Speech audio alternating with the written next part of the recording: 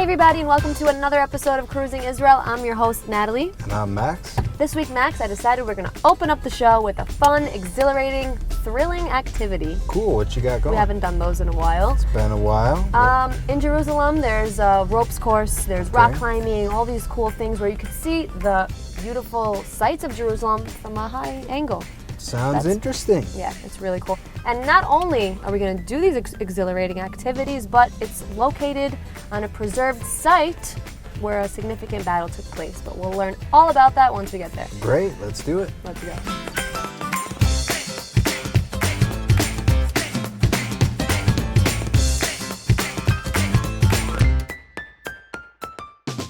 Jerusalem has been the site of legendary battles throughout the ages. Today we're here at Ammunition Hill to learn about the brave men who lost their lives in the liberation of Jerusalem. Here, visitors get to not only learn about the sacrifices of the brave Israeli paratroopers, but their own courage gets put to the test. Ammunition Hill is a place where one can learn all about one of the fiercest battles of Israeli history, all while challenging yourself by participating in an extreme ropes course. So wait, I have to climb this thing? Go over it? No. Oh my gosh, how scary! Go. The historic battlefield honors the brave soldiers who fought there to liberate Jerusalem. Wow, it's so cool. You could see a real bunker from the war in 1967.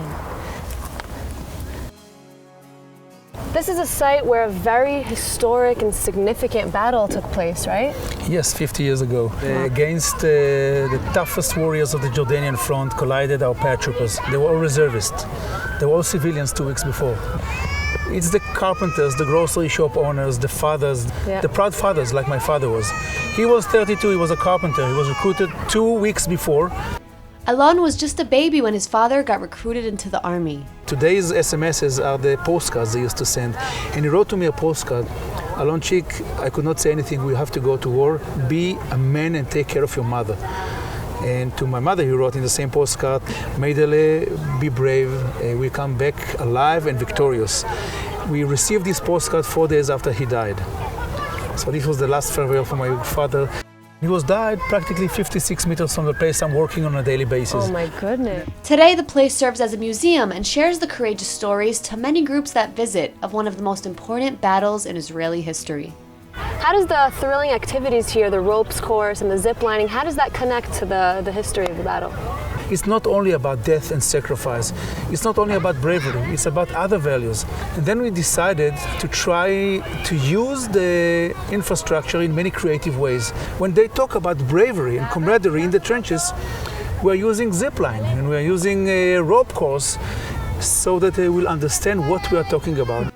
The exhilarating ropes course utilizes both your physical and mental abilities and is fun for pretty much any adventure. Yaakov, Israel's rock climbing champion, will be our guide for the day. You guys couldn't have picked a more perfect location for this. I mean, you could see all of Jerusalem, a 360-degree panoramic view of the old city. And let's make it tight. We need to make it very small. Okay. Okay. So we're ready. Let's go. You just climb up and go down. Oh, that's it? Yeah. Oh, it sounds easy. Whoa, I'm swinging. Wait, I can't do this. You can do it, I don't sure. have muscles. No, do it. Natalie, you're great. You do it great. This is harder than, look. Go up. Take your feet up. Great, you get to the top. Okay. Whoa. Okay, that wasn't that bad. Back to the ground. Comedy. You know, when you first told me that I'm just gonna go up this ladder, I was like, okay, that's easy. What's the point of that? But it's not. All right, what's next? Okay, the next is bungee swing. I put you on the rope and you hold the red rope, and when you let go, so you fly like this. It's very fun. Okay, take your head back.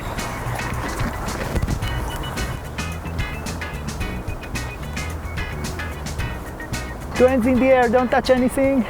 Let it switch. Oh my god! Yay! As a kid! The last mission I decided to participate in was the 80-meter zip line, which was a surreal experience considering you can see the old city from a bird's eye view.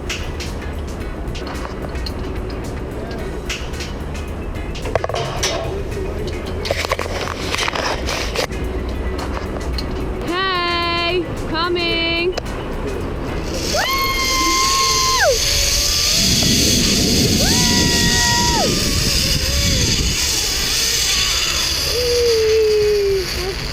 That's it. It wasn't so bad. This place really offers a one-of-a-kind experience. I mean, when you're dangling off a high tower right up here and seeing the old city in front of you, I mean, there's nothing else like it. So thank you so much. We had an amazing, amazing time.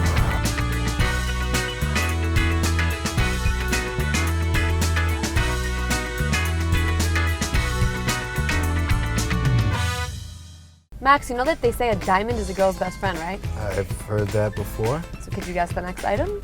We're going to a jeweler. A jeweler? You take a jeweler on the show?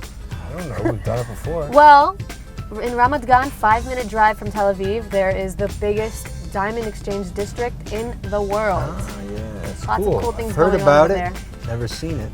And there's a newly renovated museum where we can find out all about the rough, polished diamonds and everything like that. Cool. I promise it'll be fun for you too. I buy it. Let's go. Let's go.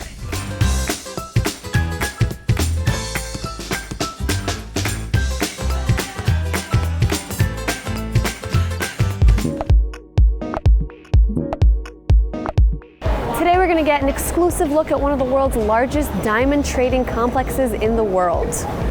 The Israeli Diamond Exchange Complex in Ramat Gan is considered to be one of the biggest, busiest, and most technologically advanced worldwide.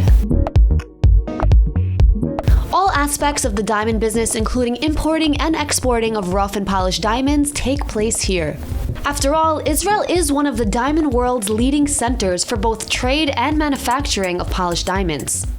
We'll get a chance to visit the Diamond Museum and learn all about the bustling Israeli diamond industry.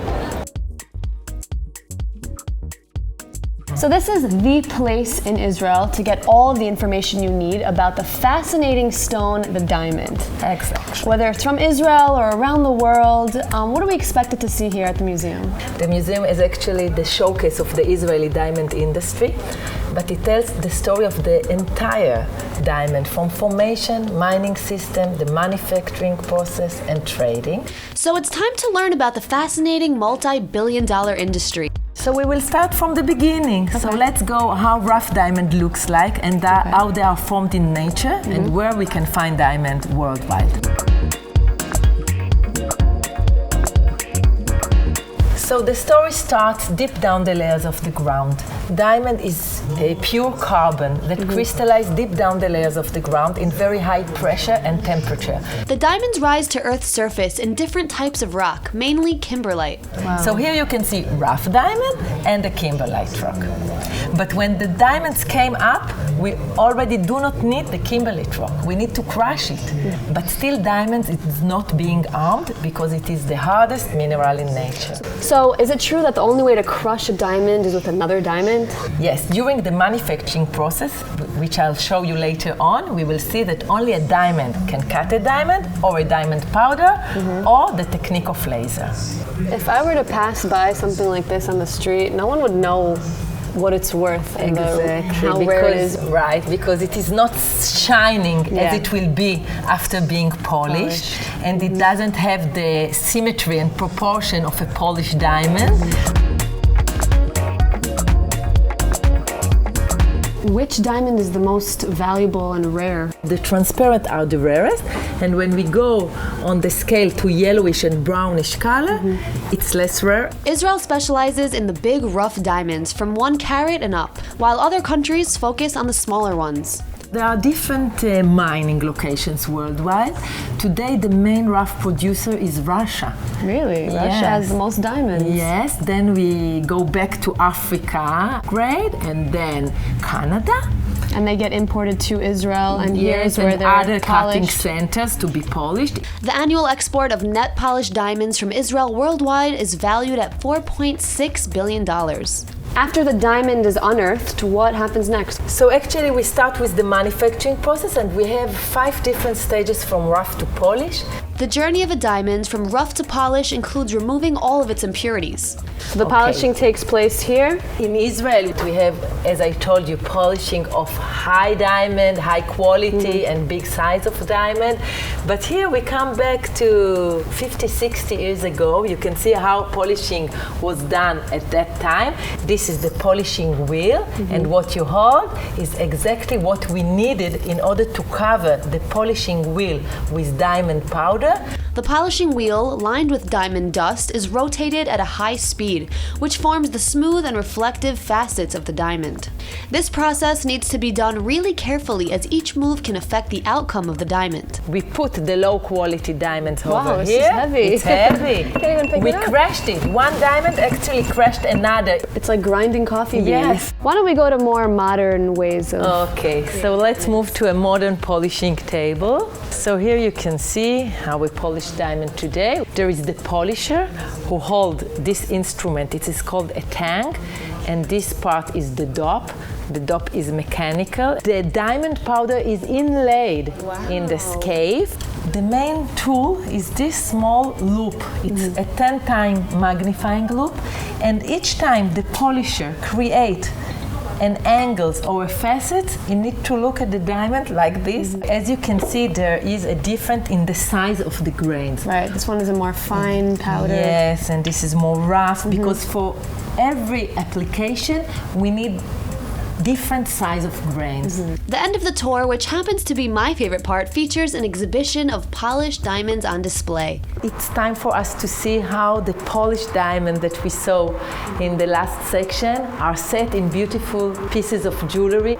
You know, you don't really realize when you go to the jewelry store how much work is involved behind it. And how many people are involved in Exactly. this. Now after today, I'm sure I'm gonna really And you will realize it more appreciate. and appreciate it.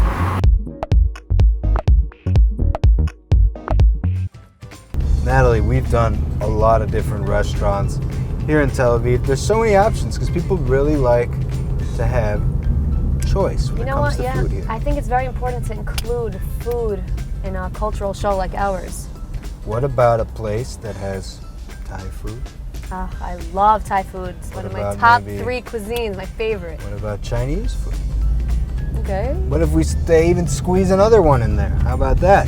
There's a place in Jaffa, really popular right now.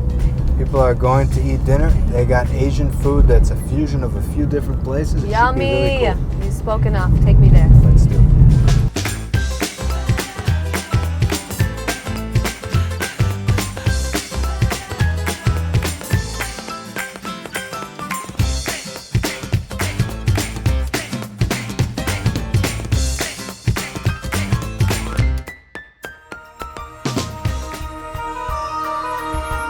One of the highlights in ancient Jaffa is Jaffa's flea market, which is definitely my favorite place to hang out on the weekends because here you'll find colorful street stalls and trendy cafes.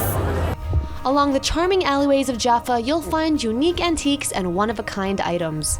By day, one can spend hours exploring Jaffa's flea market, which has been operating for more than 100 years across the very same streets. But by night, the market transforms into a hipster hangout, with many cultural restaurants open late.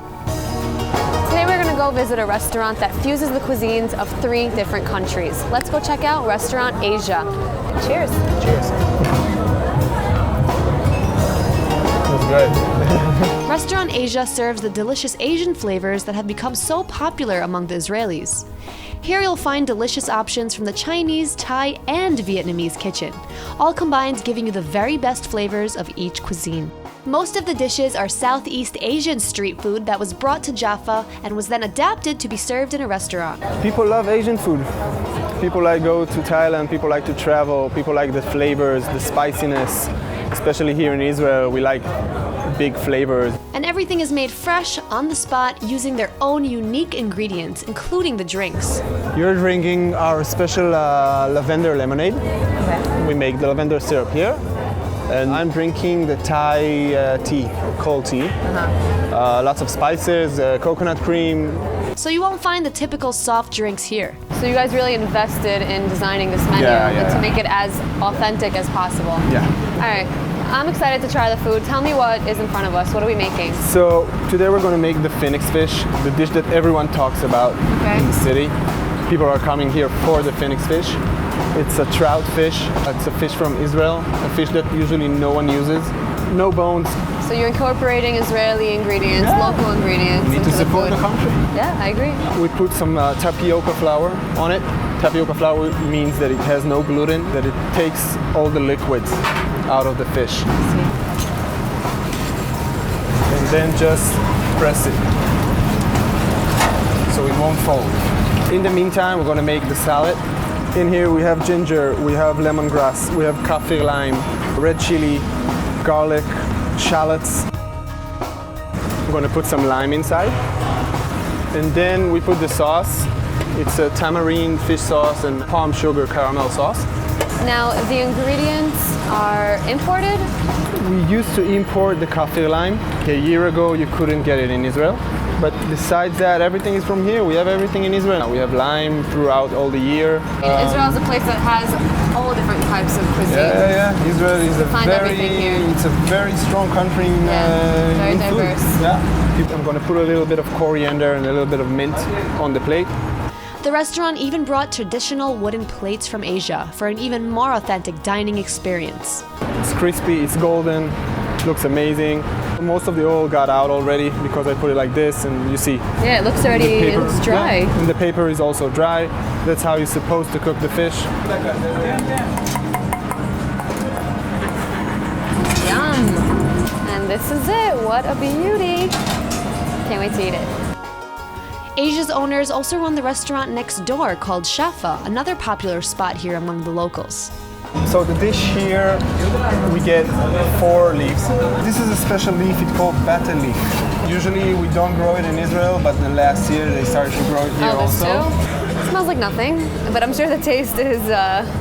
Taste it. Taste it? Yeah. It's edible. Black pepper taste. Black pepper, okay. Yeah. Okay, interesting. And now I'm going to build all of the bite on the leaves. So I'm going to start with noodles. Next, I'm going to put the tofu. It's a tofu that we put in marinade for 24 hours. Next, we're going to put a few cucumbers, a little bit of lime, shallots.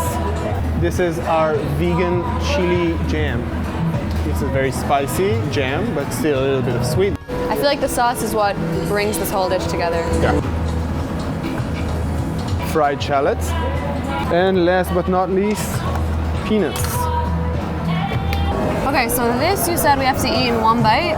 Yeah. I don't know if I could eat this in one bite. You can do it. Like, maybe it's a 2-bite type Or even of thing. only one bite, try to see that you have everything in the bite. That was good.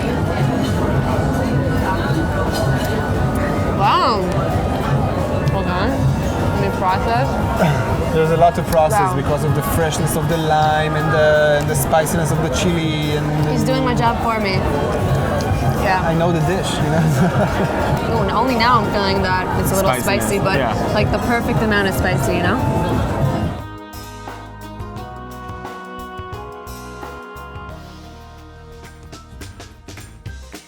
Max, did you know that Jerusalem made it on the list of the top 10 best places to visit in the Wow, world? in the whole world. Yep. Well, I'm not that surprised. There's tourists Where am I, in honestly? Jerusalem all the time. Van loads of tourists. You gotta kind of wonder, where the heck do they all go at the end of the day? Oh, well, there's so many places to stay. There's so many hotels. You know what? Why don't we go visit one of the more luxurious hotels in Jerusalem, in the very heart of Jerusalem, and check it out? Cool, let's do it.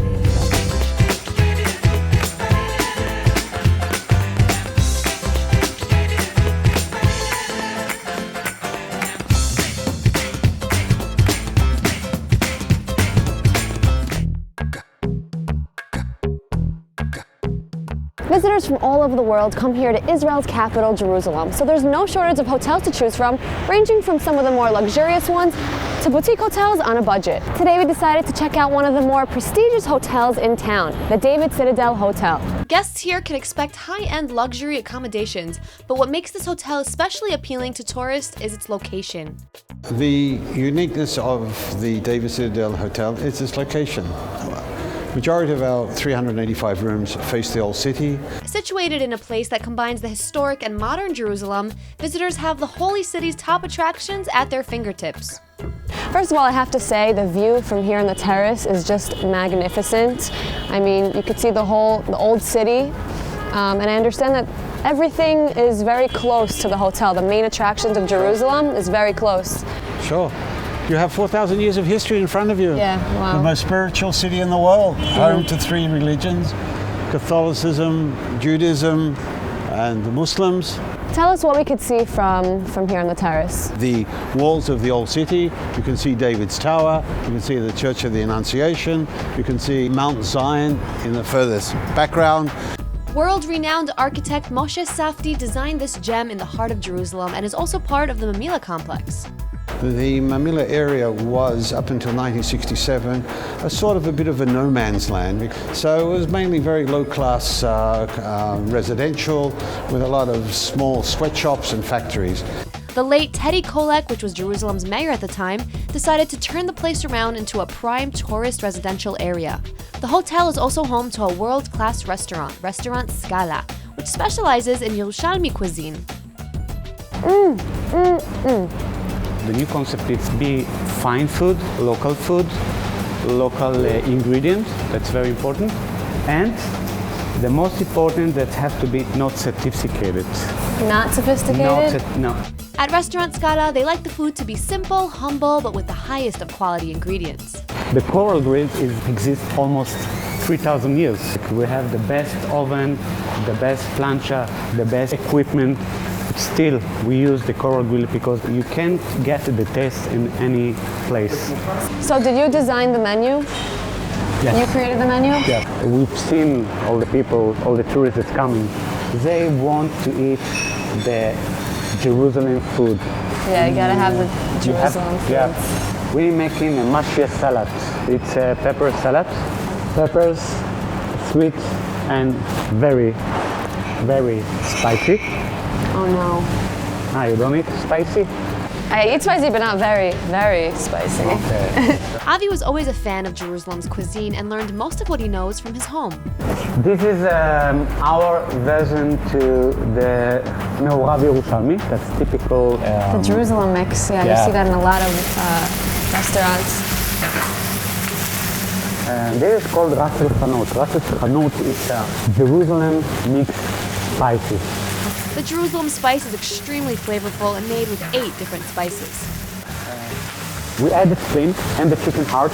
Okay. And we need to fry it, but not too much. This part of the chicken is the cheapest organ that we have in the market. So it's a cheap dish. It's cheap, but it's tasty. And very traditional, but it's amazing to eat it together as a family. So we add now the spring chicken. This is a spleen. This is a spleen. You're making me try things today that I've never tried before in my life. I'm pretty sure about it. Chicken spleen, here we go. Hot, hot, hot. Yes, it is. Not bad. It was then time to head to the restaurant and enjoy the food. So I was eyeing this eggplant because it looks fantastic.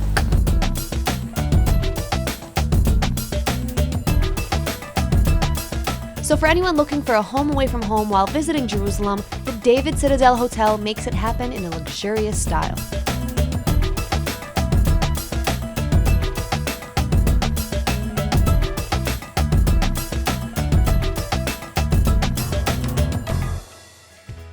Thanks so much for joining us for another episode of Cruising Israel. We love having you here with us.